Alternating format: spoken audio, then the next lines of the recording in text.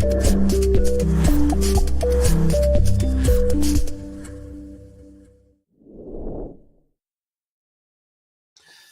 everybody. Welcome to our Thursday Live. We are at our new time, which is on the bottom of the hour. So I appreciate everybody here that has had a chance to jump in and see us.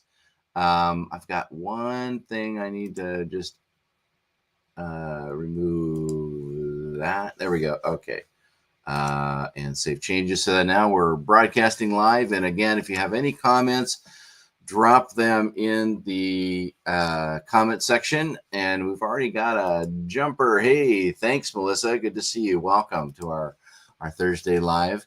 And those of you that have been kind of watching what's been going on, we had a chance to meet with the Oklahoma Animal Technology Advisory Committee. Actually, Lauren did that because it was over on the other side of the United States, so she was able to do that. And I have Lauren in the green room. I'll bring her on board here, and let's just jump in right here. Welcome, Lauren. How are you? Hi, I'm good. I'm glad to be here. It's good to be home, but I'm glad to be here to share an update with everybody. How are you? Good. So just to kind of rebrief or just tell people what's been going on, the Association of PEMF Professionals had a chance to meet with the Oklahoma Animal Technology Advisory Committee as far as reclassification of PEMF outside the scope of veterinary medicine. And they gave us an opportunity to meet at their, is it like once a year or every 6 months they meet? Or I'll just, you had a chance to meet in front of them. So what I want to do, I'm just going to kind of crawl over here in the corner and just listen to your presentation, and we'll go from there. Okay. Yeah. So the way that it works in Oklahoma, just to give everyone just a sort of a reminder, Oklahoma is one of those few states that that classifies PEMF as part of the practice of veterinary medicine. So one of the things that we as the AOPP want to do is try to help restructure or reclassify that definition to exclude PEMF from the practice of veterinary medicine, so that you don't have to be a licensed veterinarian or work under the direct supervision of a licensed veterinarian to provide PEMF services to animals. So I want to first make clear that this does not apply to your own personal animals. So if these are animals that you own or your own pets, these regulations don't apply. This is only if you are a person that is offering PEMF as a service and you are accepting money for it. So these are regulations that apply to veterinary practice as a service. So the way that it works in the state of Oklahoma, they have a specific subcommittee called the Animal Technology Advisory Committee, and they meet only upon request. So it's not a standing committee. They don't meet regularly. They meet upon request to review new or emerging technologies or equipment or even practices that should either be reviewed to be included or excluded from the practice of veterinary medicine. So what we as the AOPP did was approach the state veterinarian. His name is Dr. Rod Hall. He's in charge of requesting these subcommittee meetings. So we approached him, requested that this subcommittee meet. What this committee does, they review and listen to requests made by organizations like ours, the AOPP. That committee meets and then they vote on whether they believe whatever the new technology is should be included or excluded from the definition of the practice of veterinary medicine in their state. That vote then goes to a recommendation to their state veterinary board. So they're voting to make a recommendation to their state veterinary board. And then the vet board, they obviously have the final say. They make the law of the land, right? So that is the process in the state of Oklahoma. That is not the process in every state. Every state is different, of course. That's the way the United States works in most cases. So that's not the case. This isn't how it's going to work everywhere that we go or everywhere that we need to address this issue. This is specific to the state of Oklahoma. Right. So this committee, we requested a meeting with them. it took them some time to gather. The state of Oklahoma has a very specific statute that lays out the exact number of people and the credentials that those people have to work on this committee or to be part of this committee. So they had to have at least 3 veterinarians who teach at the college. So there were 3 vets from OSU who came down for the meeting. There has to be someone who's considered a lay person, but who also is who functions within the industry somehow. It's like the at large. There also has to be someone who I forget the exact terminology, but someone who is economically invested in some capacity in the veterinary world. So there was a livestock breeder who was there as well. So there were 8 people total, including the state vet and myself. So Lauren, were you the only one that presented that day? Was it like just for you? Yes. Yeah, it was they called this meeting specifically for the AOPP in response to my request for this meeting. So all of these people traveled throughout the state of Oklahoma in person. I'm in Louisville, Kentucky. So I traveled from Kentucky to the state of Oklahoma for this hours long meeting. It was about 2.5 hours that we met. So yes, I did the bulk of the presenting. Most of them didn't even really know what PEMF is. Only 2 of them had ever even experienced PEMF themselves. Some of them had heard of it or knew of it, but didn't really know what it was. Yeah. So, part of my task was just educating them on what it was and squashing some of the myths about it and what it wasn't. It's not shockwave, it's not this, it's not that. So just doing some basic education about it. That was definitely part of it. But then also, going into why it doesn't necessarily need to be considered or regulated as veterinary medicine, right? That was the entire goal of us me going there. So the good news is, after a 2.5 hour meeting, the decision was unanimous to exclude PEMF from the definition of veterinary medicine. So they agreed with our proposal. I laid out a couple of proposals at the end of the presentation. And the first one, obviously, was to exclude it from the practice of veterinary medicine, with the stipulation that practitioners are certified. So that is something that, the AOPP has been, that was one of our founding principles is to educate. So we want to make sure that the people that are out there using this technology, especially if they're using it on other people's animals, is that they're educated. They're doing this with the foundation of knowledge that can be trusted. So that's something that we talked a lot about. I talked a lot about, what the AOPP does, our certification program, how we educate our members, the emphasis that we put on professionalism, the emphasis that we put on understanding, what we consider your scope of practice when you talk about what PEMF is and what it can do. When we talk about what you should be marketing yourself as, or discussing what your capabilities are, what your machine can do in terms of how it's related to the research that's out there and things like that. It's really important that you understand those things. So I talked a lot about that with this group as well. So it was very eye-opening and very interesting to see these other professionals. And, it was interesting in a lot of different ways. Number one, they debated sort of the issue in front of me, which it was cool to be. Excuse me, I'm in the room. I know, which is good because, I wouldn't consider myself a shy person. So I got to sort of interject as needed. So I was glad to be there, and happy that this wasn't over email or via Zoom, because I probably wouldn't have had the opportunity to correct things. No, that's a great point. You can lose so much in a Zoom meeting with a large group of people. So that's great. I think in that scenario, I think that would have been a case where I just would have presented and they would have hung up and then talked about things, and they would have sent me an email later on. But being able to be there and sort of, answer some questions that they had, some follow-up questions. And there was even, one of who was considered the layperson, he sort of referred to himself as a dad show pig, or a show pig dad. He has kids that show pigs, and they've used this technology. And so it was just interesting to hear the different perspectives not only on the technology, but from their perspectives on our practitioners, as well. So, but definitely the good news is this is the first step in the right direction, a great big step for us in the right direction.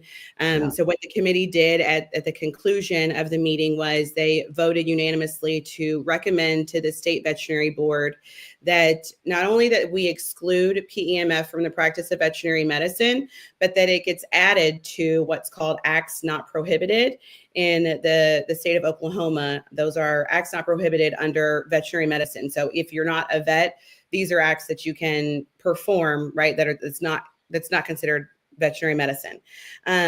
However, there are going to be some stipulations there, right? They don't want people just running rampant saying anyone with any machine that, with any level of education can do this anywhere that they see fit for any amount of money or at any time or whatever it is. So the stipulations are, I don't know this for a fact, but what they agreed to our proposal were definitely certification, registration with the state, and using some level of an approved machine.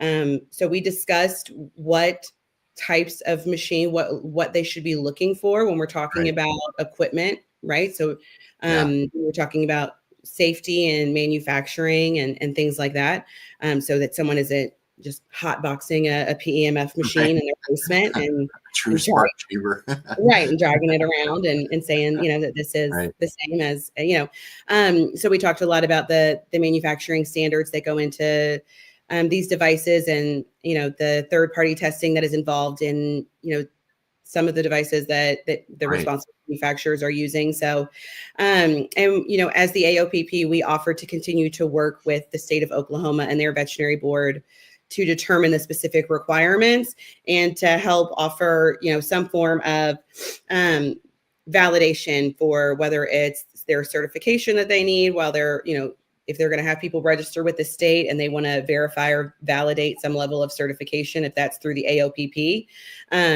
we offer to help or participate in that validation process. Right. So great. Well, I've got a couple of comments I want to flash before us here. Sure. What do we got? Hi, cold and snowy in Ohio. Oh yeah, you got some snow and ice there too, don't you, Lauren? Yes, I was happy, honestly, to be able to get out of here because we had like 11 inches and I was afraid I was going to get snowed in, but it was kind of perfect timing. It melted enough and I was able to get out and then into Oklahoma and back. So I feel you. Shannon says, hi, hello from New England. Thanks for advocating. Yep, that's again, it's your guys' becoming members. The money we get from you helps us fund these kinds of things. So that's really good. Jessica says hello.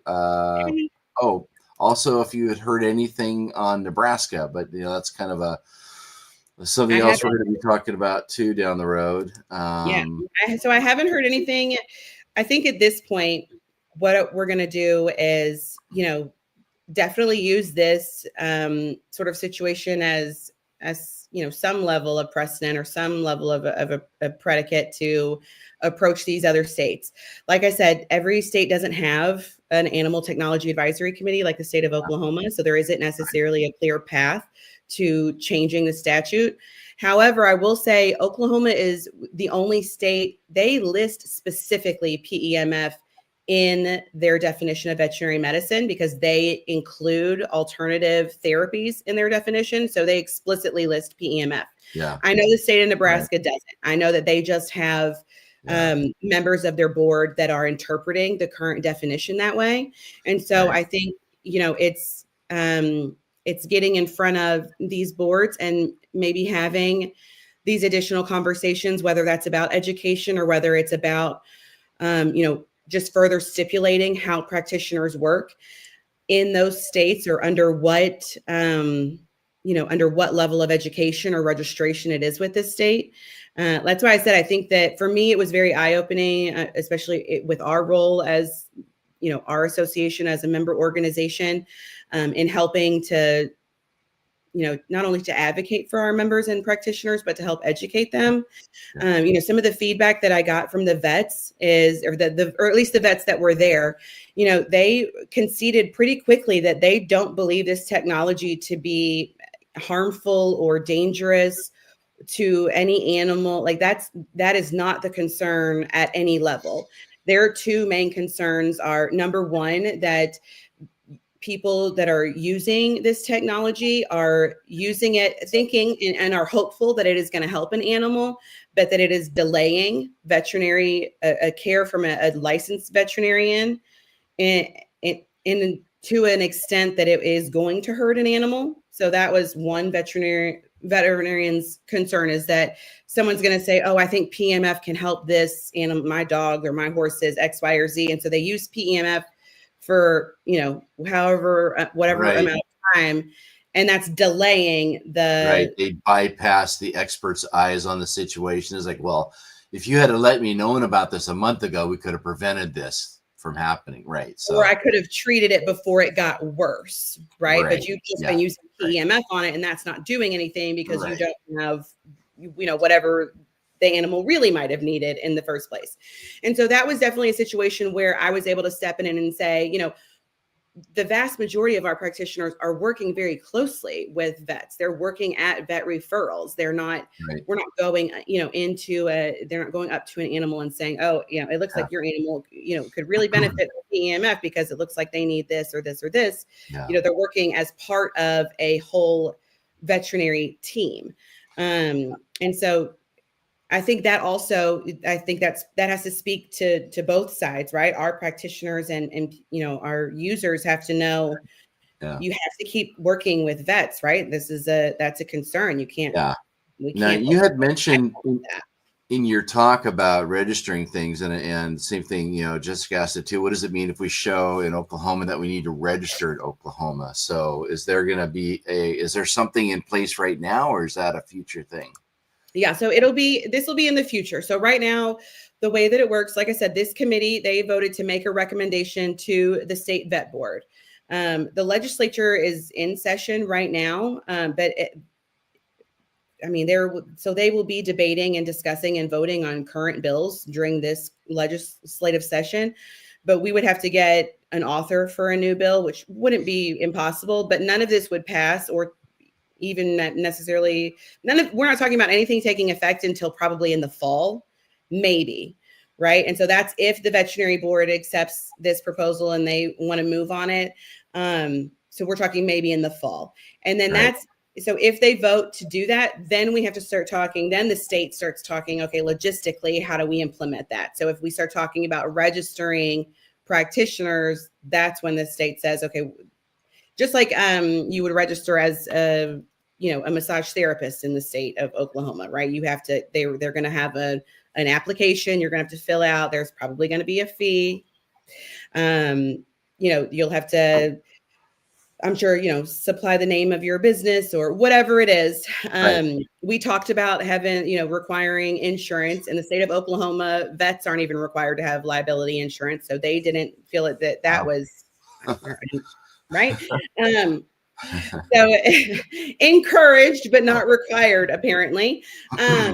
So I don't know that would be a requirement, but, it might be something that they would have to, even maybe acknowledge on a form. But yeah, it would be, after this is something that is enacted and passed, then yes, Oklahoma would have their statute would be updated. And then somewhere on their website likely would be a form that you would hopefully in this century be able to complete online. Maybe you'd have to print it out and mail it in. I'm not sure.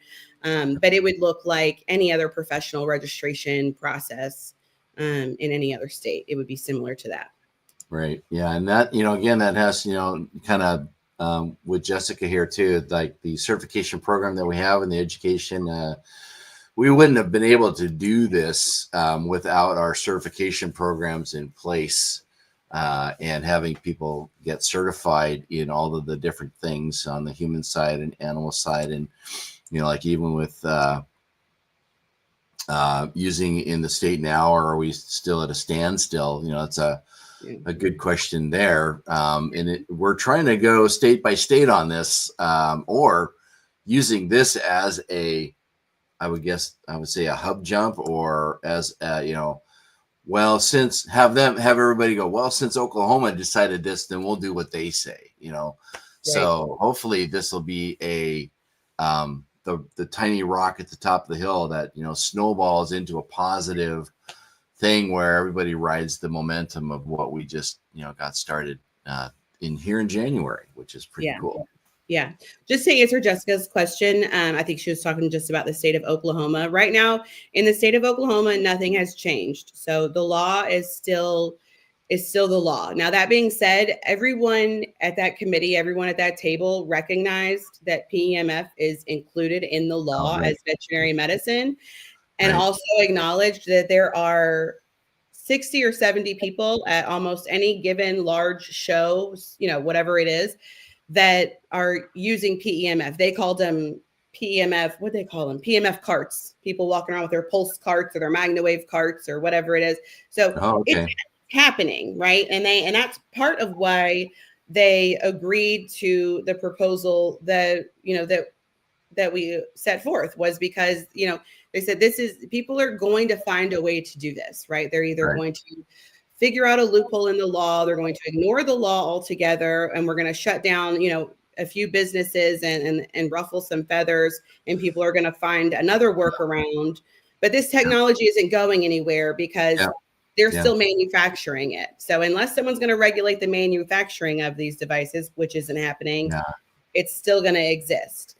So Jessica, I'm sorry. At the beginning of this, you might have hopped on a little later. Your personal horse, any of your own animals they're your own animals, you can use your PEMF devices on them. These regulations do not apply to any animals that you own.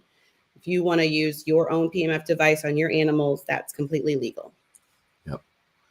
And I've got Charlotte over in the UK. And also with patients, right? So, and again, that's why we have that diversity of large animals, small animals, human, so that way you can be working on all aspects of, with PEMF and have that certification, because our goal, and from an international organization, the AOPP, so our certifications are designed to give you that presence when you walk in. They go, well, what's this machine? Who are you? Why are you qualified to use it? You can whip out your AOPP mug and say, or your shirt. Your certification that you can show people. And that's what the goal is. And again, it's kind of springing off of what we've been talking about.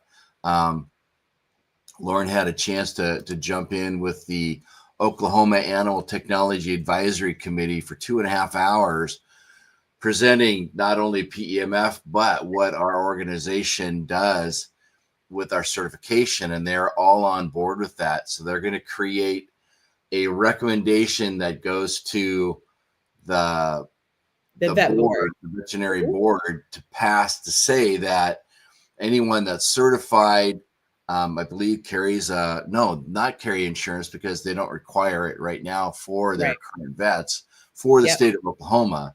Right. But as a result of this, we're hoping that what it does is it creates a precedent, so that other states looking at what just happened here will domino into what they're doing as well.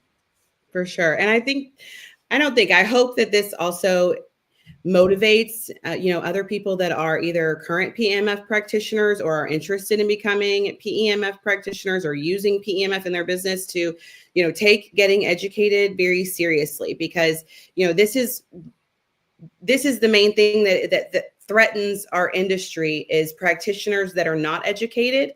That is the number one thing leaving a bad taste in vets' mouths, in customers' mouths, and anyone else that, that is having a negative experience. That seems to be the issue. Like I said, no one had any concern about the technology itself, the technology, the machine, the device, what it can do, the research. They believe in it. It's not that they don't believe. I mean, they believed everything that I was saying. They don't think that it's a magic box, or that it's a junk machine or junk science. Their issue is that there are people who are claiming to be practitioners. They really don't even like that we use that word. Actually, they told me that as well. I don't think that they were actually that they didn't seem to like me all that much, which is fine. But they didn't really like the whole concept. I was a little shocked that they sort of agreed to our proposal, to be honest, because they don't like that people are, they sort of feel like practitioners are presenting themselves in a way that they shouldn't be.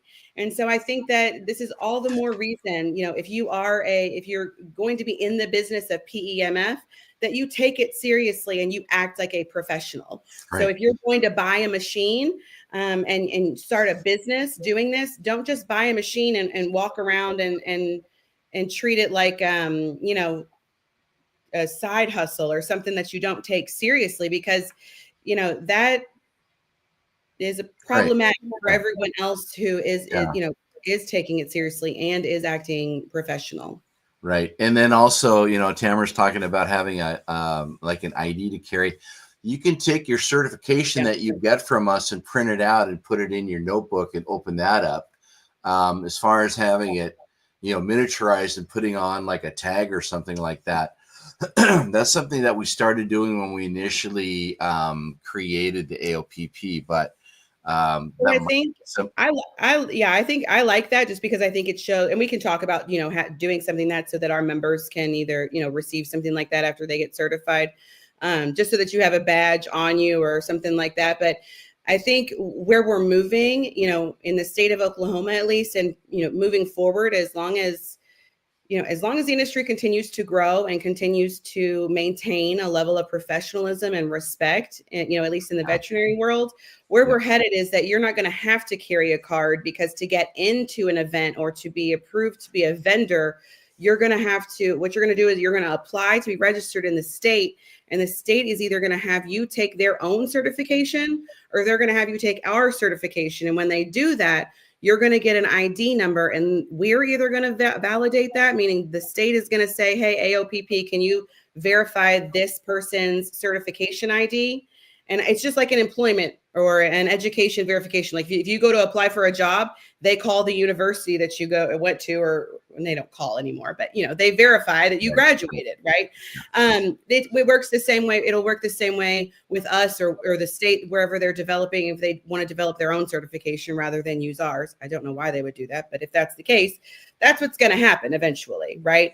So you're not going to need to carry anything with you for events and things like that. Now, I think it would be great to have something, on your person. So if you're questioned or things like that, and someone doesn't have access to a database, great. But yeah, I think, moving forward, the other big question, was in terms of enforcement. People, they can't police these shows after everyone gets there and people are walking around with their machines. So, this also is a way for them to not have to do that, right? So there's approved vendors on the front end. There's people that are already approved in the state that are registered as practitioners. So if you're not a registered practitioner, you can't be a vendor at this show, right? Like the shows already have a list because it's the state already has them registered. Right, yeah, right. So once you're in, it's like you're in because you've already been pre-qualified versus like you need to show your qualification. So yeah, then that's where we're headed. Which is good. It's all, again, other healthcare professionals, when we go to an event, we've already pre-registered and, we have our state license, those kinds of things to, show that we are who we are, or, that type of thing, which I think is where we would be headed with this. And again, our goal is working with the states. And I don't know, do you have like the next person on your target? I mean, are you like, what's the next destination that you think we need to have feet on the ground? Yeah, I think boots on the ground. I think Nebraska is probably the next, my sort of next go-to place. That's sort of been the longest standing place that we've had issues. I know there's obviously still practitioners that are working in all of these states. So I know, businesses are still operating, but I know that they do it with a lot of anxiety and a lot of stress about, what's coming next. So I would I would like to address the issue, in Nebraska for those practitioners, just because it's been ongoing. And then, of course, Missouri is, the next state that, again, has board members that have said we would interpret this definition, our definition to include PEMF. So those are the two that we know of, right? Or the three that we know of. So those would be the next most obvious steps for me.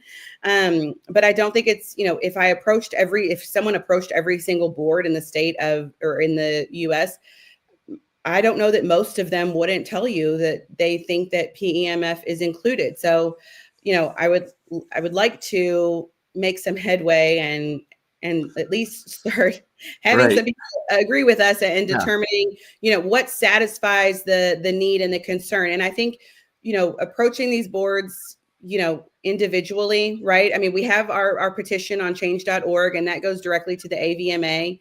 And so and that's sort of at a national level. And I think we can continue doing work at a national level.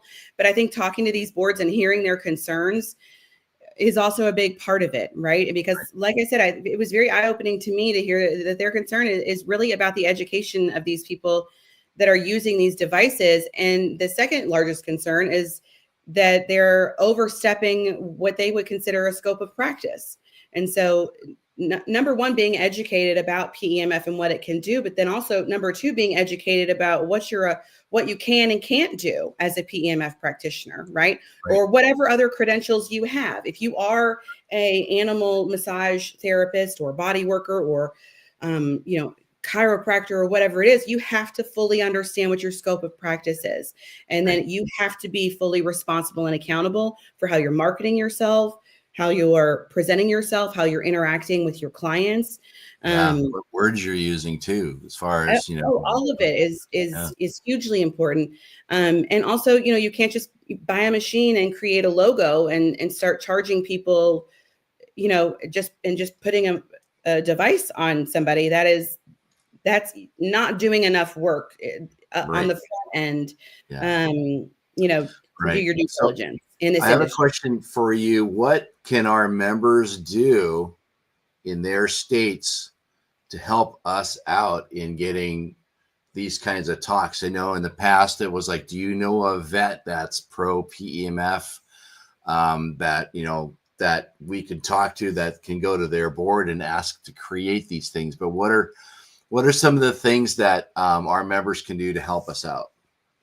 I think, so first and foremost, if you're already a member, you don't have to join again. But if you're watching this and you're not a member, definitely, please consider joining the AOPP. Your membership is what drives our ability to do this. And, I definitely get questions, that was some of their first questions, or how many practitioners do you have in the state of Oklahoma? How many people do you have certified in the state of Oklahoma?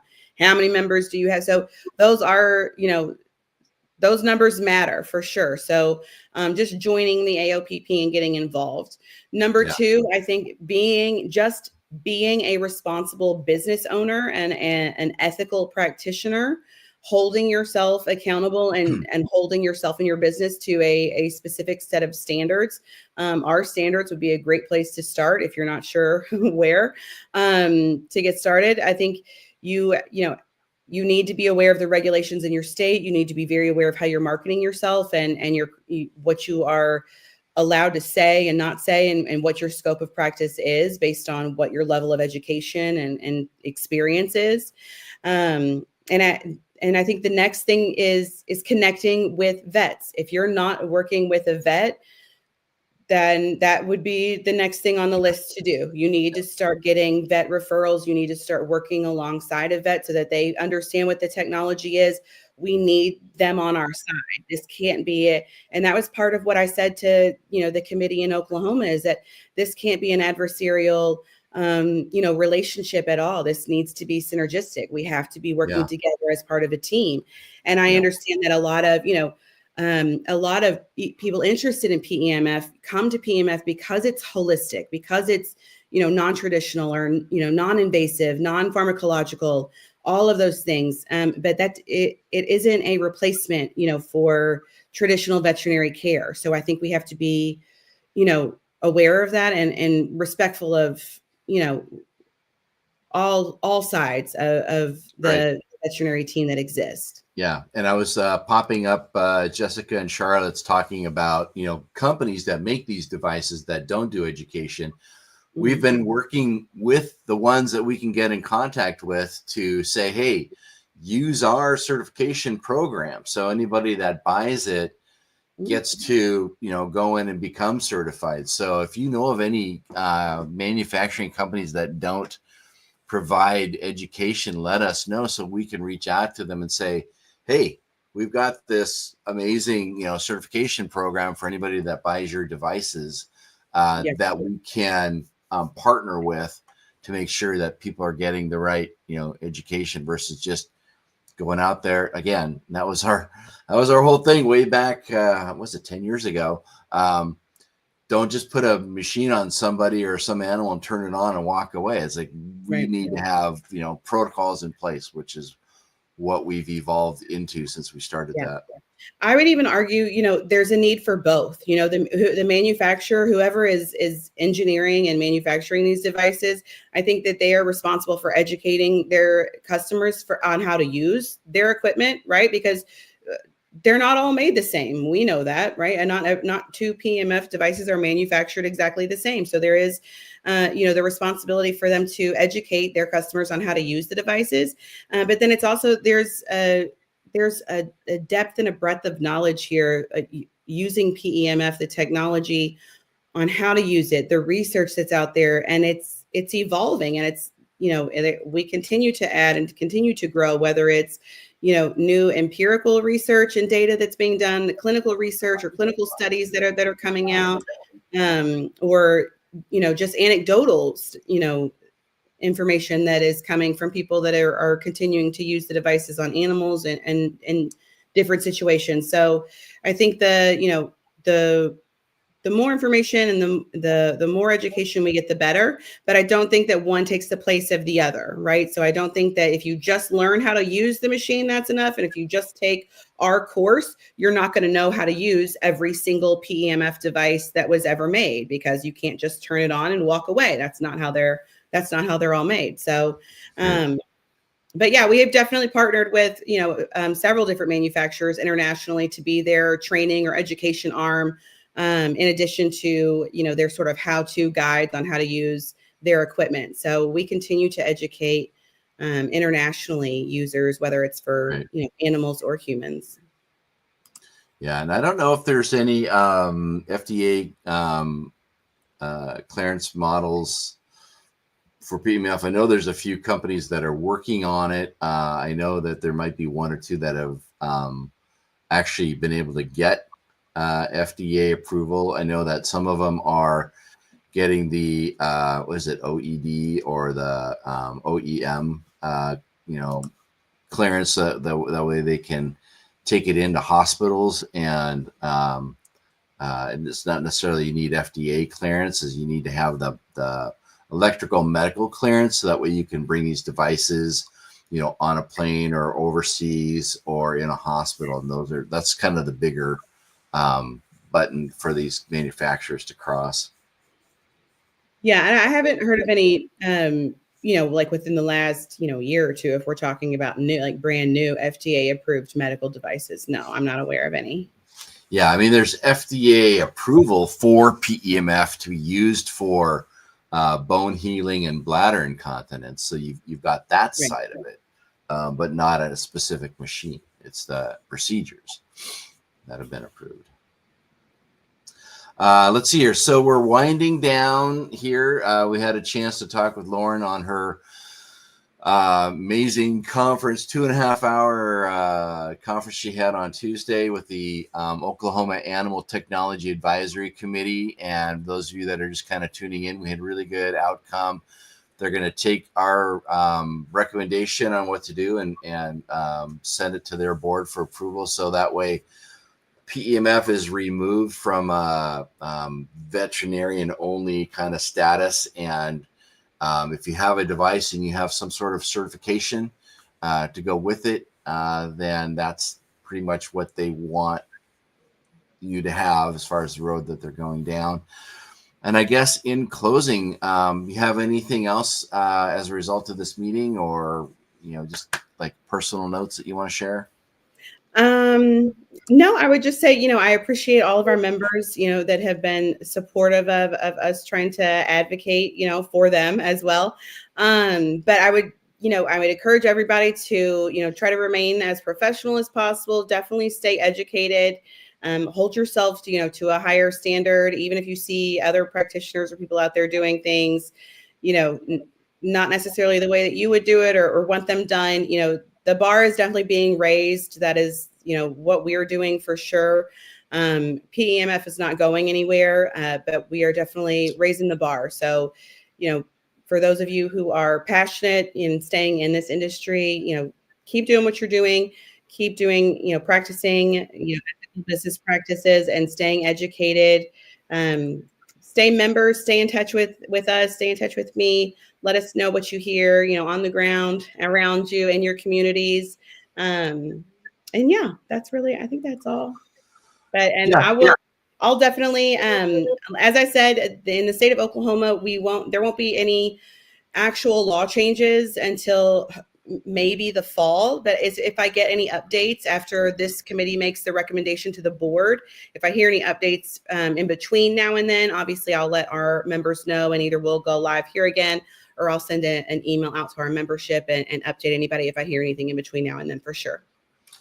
And those of you that are watching this, that you've got other friends that you want to see that, just like and share the links that you see. We're on LinkedIn, we're on Facebook, we're on YouTube. Those are all live, so you can go to those feeds and share them.